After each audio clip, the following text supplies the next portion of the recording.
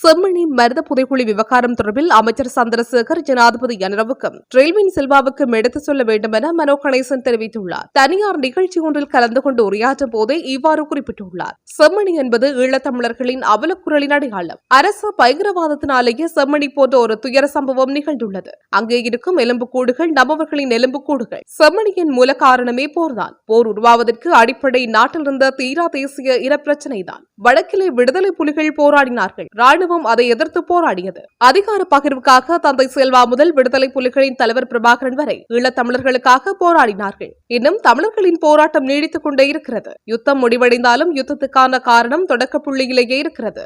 அதிகார பகிர்வு. இந்த விடயத்தை அமைச்சர் சந்திரசேகர் ஜனாதிபதி ரணரவுக்கும் ட்ரெல்வின் சில்வாவுக்கும் எடுத்து சொல்ல வேண்டும். இனி ஒரு செம்மணி நிகழாது என அமைச்சர் சந்திரசேகர் சொன்னால் மட்டும் போதாது, அதை செயலிலும் காட்ட வேண்டும். இந்நிலையில் ஜேவிபியின் கடந்த கால வரலாறு சிறப்பானது அல்ல. நீங்கள் யுத்தத்தை நடத்துவதற்கு மஹிந்த ராஜபக்சவுக்கு உதவியவர்கள். யுத்தத்துக்காக சிங்கள கிராமங்கள் தோறும் சென்று இளைஞர்களை சேர்த்துக் கொண்டவர்கள் நீங்களே. ஆனால் இன்று அனுர அரசாங்கம் நாங்கள் ராஜபக்சர்கள் அல்ல, பிரேமதாஸ் அல்ல, சந்திரிகா அல்ல, ஸ்ரீமா அல்ல என கூறுகிறார்கள். இவை அனைத்தும் உண்மையாக இருக்குமானால் செம்மணி விவகாரத்திற்கு முறையான விசாரணை நடத்துங்கள் எனவும் குறிப்பிட்டுள்ளார்.